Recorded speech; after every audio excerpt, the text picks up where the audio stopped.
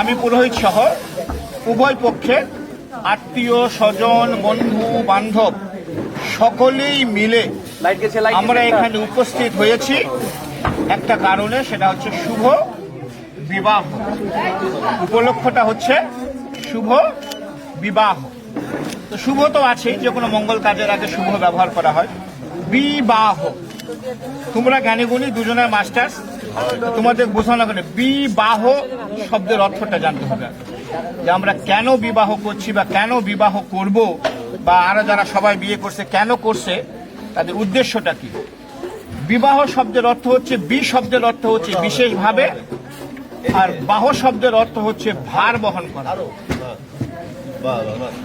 তার মানে বিবাহ শব্দের অর্থ হচ্ছে বিশেষভাবে ভার বহন করা, মানে বিবাহ বিশেষভাবে ভার বহন করে। এ ভার কিন্তু দেহের ভার নয়, এ ভার হচ্ছে ধর্মের ভার, সংসারের ভার।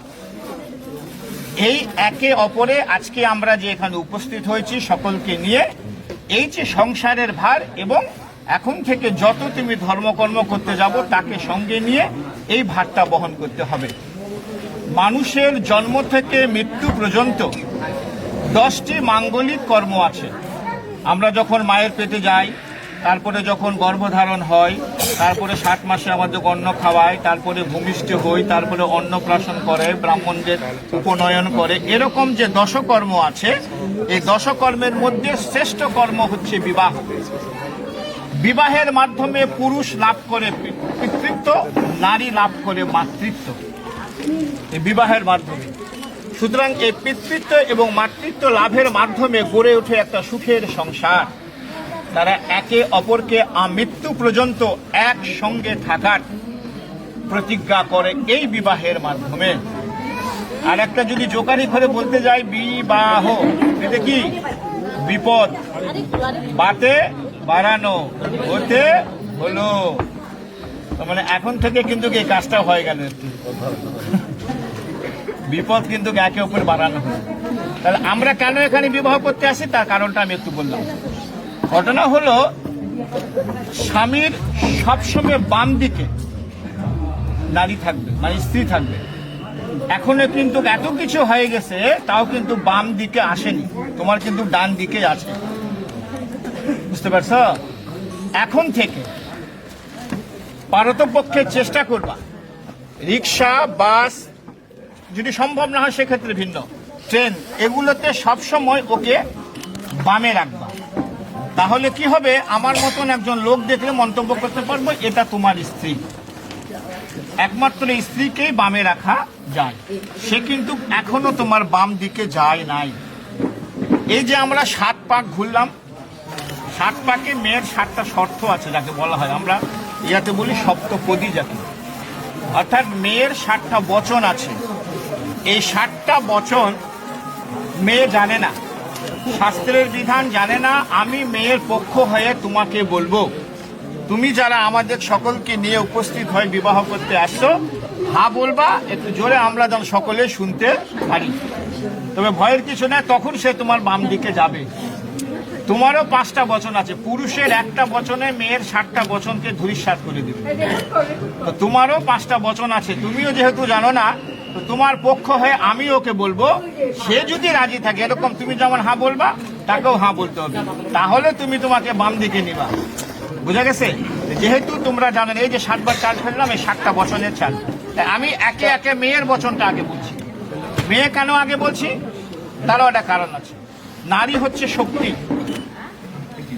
নারী হচ্ছে শক্তি। আমাদের এই বিশ্ব ব্রহ্মাণ্ড খুঁজে দেখো, নারীরা হচ্ছে শক্তি, পুরুষের শক্তি হচ্ছে নারী। এই জন্য নারী জাতিকে সম্মান করার জন্য তাদেরকে আমরা একটু অগ্রে রাখি, অন্য কোনো কারণ নয়। নারী হচ্ছে মা জাতি আমাদের, এই জন্য তাদের প্রতি আমাদের সবসময় রেসপেক্ট থাকে, এবং দেব দেবতাওরা কিন্তু নারীদেরকে আগে রেসপেক্ট করছে।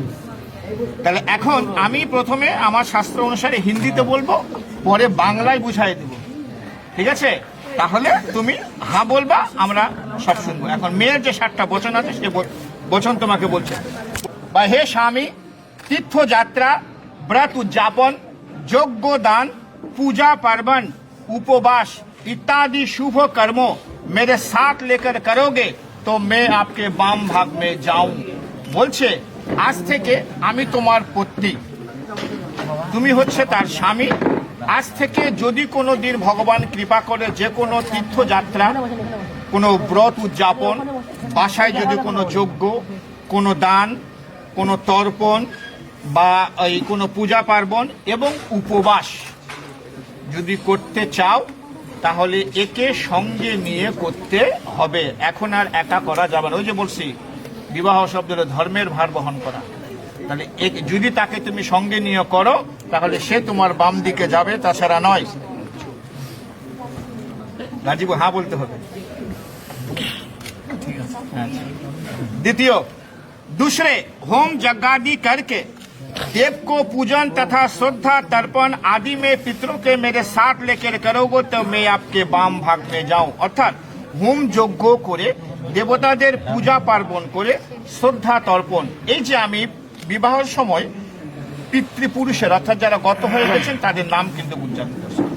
আমাদেরও কিন্তু একটা সময় আছে, ওই যে মহালয়া যখন হয়, এই মহালয়াতে পিতৃপুরুষের নামে 3 দিন হোক, 7 দিন হোক, 5 দিন, আমাদের মধ্যে 15 দিনও করে, সর্বনিম্ন 3 দিন তাদের উদ্দেশ্যে জল দিয়ে তিল তর্পণ একটু করে দিয়ে পুকুরে নেমে বা বাসায় হলেও হবে, নদীতে হলেও হবে যদি থাকে, করে 3 দিন পর পূর্বপুরুষ যারা আবার কিছু ব্রাহ্মণ ভোজনকে দিয়ে দিলে তাহলে কি হবে, ওই পূর্বপুরুষের আশীর্বাদ আমাদের উপর থাকবে। এই কর্মগা যেহেতু কিন্তু আমি বলছি গোত্রার মাধ্যমে, এ ছিল কিন্তু কাশ্যপ গোত্র, এখন গোত্রান্তর হয়ে চলে গেছে কিন্তু তোমার গোত্র আলম্বান গোত্র, মানে এখন তোমার যা কর্ম এই কিন্তু পালন করবে। তার মানে ওই কর্মগুলো কিন্তু তোমাকে একে সঙ্গে নিয়ে করতে হবে, যেহেতু তো গোত্রান্তর করবা কি যাবে না। अतिथि अप्यायन करो, घर में गो महिष पशु रखो, फिर उनका पालन करो, संसार धर्म में रहते रहो तो मैं आपके बाम भाग में जाऊं। অর্থাৎ কুটুম, আত্মীয় স্বজন, অতিথি হচ্ছে নারায়ণ। এই অতিথি যদি বাসায় যায়, বাড়িতে যদি কোনো সময় তোমার ইচ্ছা হয় গরু মহিষ এগুলো পালার জন্য কোনো চিন্তা ভাবনা থাকে, যদি সম্ভব হয় আর কি, তাহলে এই কথাগুলো এবং সাংসারিক যে ধর্ম, সংসার ধর্মে বেড়াতে রো, মানে সংসারের যে ধর্মটা এর মধ্যে তুমি যদি রত থাকো তাহলে সে তোমার বাম দিকে যাবে, তাছাড়া নয়। প্রত্যেকটা হ্যাঁ বলতে হবে। চৌथे, धन धर्म आदि के खर्च करो, दूसरों के घर में रखो तो मेरे साथ पूछ के करोगे मैं आपके बाम भाग में जाऊं। অর্থাৎ আজ থেকে যা কিছু করছো সব শেষ, এখন থেকে যে ইনকাম করবা সেটা নিয়ম অনুসারে করতে হবে, নিয়ম অনুসারে করতে হবে, মানে ইচ্ছা মতন আর খরচ করা যাবে না। 95 টাকা দিবে আর 5 টাকা খরচ করবা, কোনো সমস্যা নেই, যা দরকার খরচ করবা। এবং কাকু যদি বাসায় রাখতে চাও, কোনো কাজের মেয়ে হোক বা কোনো আত্মীয় স্বজনকে যদি বাসায় রাখতে চাও তাহলে এর সঙ্গে একটু পরামর্শ করে নিয়ে করতে হবে, তাহলে সে তোমার বাম দিকে যাবে, তাছাড়া নয়।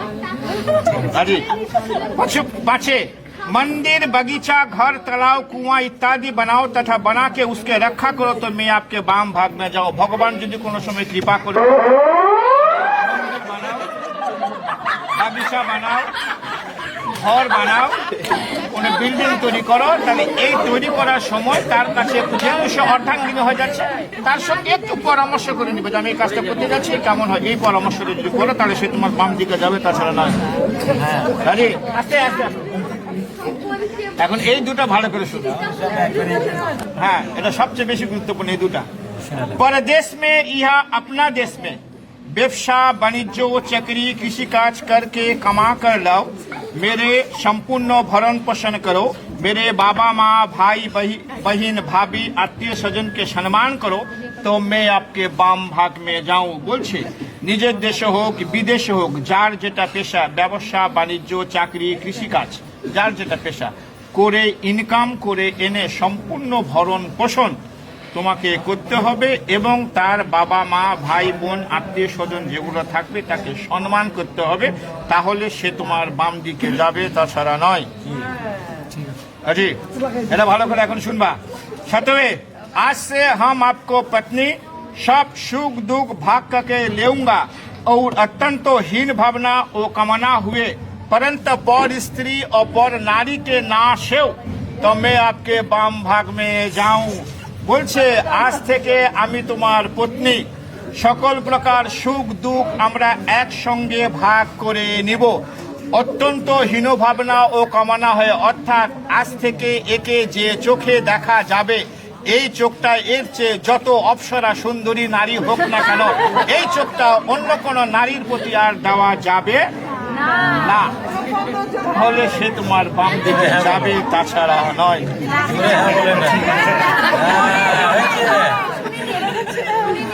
ঠিক আছে,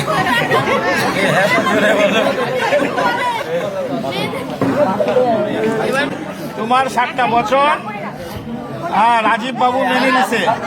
এখন রাজীব বাবুর 5টা বচন আছে।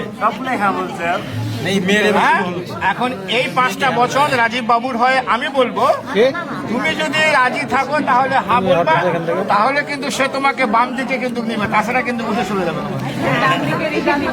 হ্যাঁ,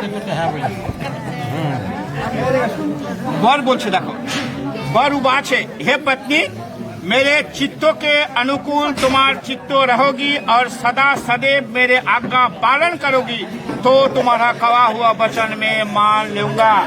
বলেছে হে পত্নী, মেরে অর্থাৎ আমার চিত্ত শব্দের অর্থ হচ্ছে মন।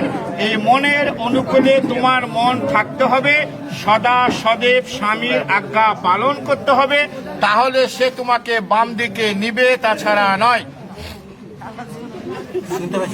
ঠিক আছে,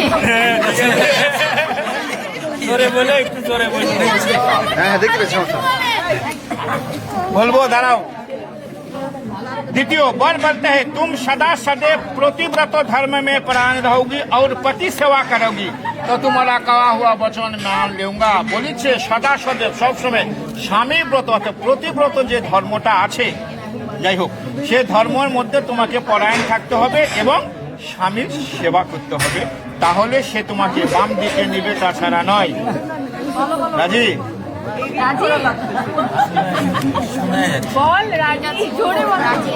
রাজি? এখন এটা খুব ভালো করে শুনবে, আর যারা বিয়ে করছে তারাও শুনবে। হ্যাঁ, যারা বিয়ে করছে তারাও শুনবে। কি বলছে এখন বল দাও। आज से तुम्हारा सास सिंहार जब मैं घर रहूंगी तब तुम पूरा तरह से करोगी, अन्यथा नहीं। इसलिए तुम्हारा सास सिंगार सब कुछ मेरे लिए है। অর্থাৎ বলছে, স্বামী যখন, প্রত্যেক নারীরই উচিত, স্বামী যখন বাসায় থাকবে তখন স্ত্রীদেরকে অত্যন্ত সেজে গুজে থাকতে হয়। স্বামী বাসায় নাই বলি আগে, সাজার কোনো দরকার নাই, কারণ সাজগোজ দেখার অধিকার হচ্ছে একমাত্র স্বামী। ওই যে আগে একটা শর্ত দিয়ে আছে, তুমি যদি সেজে গুজে বাসায় থাকো, ওই যে অন্য কোন পুরুষ যদি তোমার প্রতি একটা ইয়ে দেখে, সেই ক্ষেত্রে কিন্তু একটা কথা বলছে। সেই জন্য বলছে, আজকে তোমারা সাস সিঙ্গার মে জব ঘর মে রহুঙ্গি, স্বামী যখন বাসায় থাকবে তখন তোমাকে করতে হবে। স্বামী বাসায় নাই, সাজগোজের কোনো দরকার নাই, কারণ সাজগোজ দেখার অধিকার একমাত্র স্বামীর। স্বামী যদি বাসায় থাকে, কোনো জায়গাতে তোমাকে নিয়ে যায়, সেক্ষেত্রে তুমি যথেষ্ট পরিমাণে সেজে গুজে থাকবে। আজকাল ভালোবাসা উঠে গেছে, কারণ স্বামী যখন বাসায় থাকে মেয়েরা ম্যাক্সি পরে থাকে।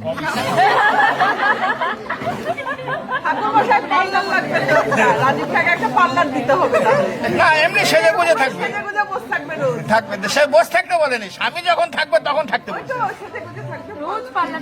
যে রাজি না রাজি নয়? ঠিক আছে, রাজি? এখন বলছি শোনো। और बोलता है, मेरे घर में मेरे बाबा माँ भाई बहन भाभी जी है, उसके सच आज्ञा पालन में तत्परायण रहोगी और मेरे बाबा माँ भाई बहन की सेवा करोगी तो तुम्हारा कहा हुआ वचन में मान लूंगा। এখন খুব গুরুত্বপূর্ণ কথা, সংসারের কথা বলছে। তোমার এখন যে বাসায় যাচ্ছে, সে বাসায় যদি তার পিতামাতা থাকে, ভাই বোন থাকে, ভাবি থাকে, তাদের সচ আজ্ঞা মানে সৎ যে আদেশ, সেই আদেশটা তোমাকে পালন করতে হবে। ওর বাবা মা, ভাই বোন, ভাবি যেগুলো থাকবে বা ছোট ভাই থাকবে, এদেরকে এই বাবা মার চেয়ে তাদেরকে বেশি ভালোবাসতে হবে। ইনারা হচ্ছেন 18, 20, 22 বছরের পিতামাতা। তুমি যতদিন বাঁচবা সেই পিতামাতা হচ্ছে তুমি এখন সেখানে যাচ্ছ। এদেরকে যেভাবে ভালোবাসছো সেই ভালোবাসায় দিয়ে তাদের সংসারকে সুন্দর করে নিজের মতন করে নিয়ে আসবে। ওই যে আগে বলছে ধন ধান্য আদিকে খরচ করো, দুসরেকে ঘর মে রাখো, কিন্তু বলছে সে যদি তোমাকে প্রচুর পরিমাণে ইনকাম করে দিয়ে দিচ্ছে, তুমি যদি যা ইচ্ছা তাই খরচ করো, তাও কিন্তু বাবা হবে না বাবা। সেজন্য বলছে পিতা মাতা ভাই বোন যাই থাকুক না কেন, এই যে বাবা মা ভাই বোন আছে এদের চেয়ে ওদের বেশি ভালোবাসে আপন করে নিতে হবে, কারণ ওই সংসারে তুমি এখন সারা জীবন থাকবে। এই সত্য যদি মেনে নাও তাহলে সে তোমার বাম দিকে যাবে, তাছাড়া নয়। রাজি? पाछे मेरे घर में जो देवता पिता है उसके सवेरे नहाकर पूजन मार्जन तुमके करने पड़ेगी और मेरे संसार रखा करोगी, मान सम्मान लेके रहोगी तो तुम्हारा कहा हुआ वचन में मान लूंगा। বলছে আমার বাসায়, অর্থাৎ প্রত্যেকটি হিন্দু সম্প্রদায়ের বাসায় একটা ছোট্ট গৃহ মন্দির আছে। প্রতিদিন সকালে উঠে স্নান করে সেই মন্দিরে গিয়ে তোমাকে পূজা পার্বণ করতে হবে, ওর সংসার রক্ষা করতে হবে, ওর মান সম্মান নিয়ে থাকতে হবে, তাহলে সে তোমাকে বাম দিকে নিবে, তাছাড়া নয়। রাজি? তাহলে মেনে নিচ্ছে তো? তাহলে একে এখন বাম দিকে নিয়ে পিড়াটাও, ওই পিড়াটা এবার আসবে, এই পিড়াটা এবার যাবে, এখন ওনা দিয়ে গার্ড বন্ধন করে দেবেন।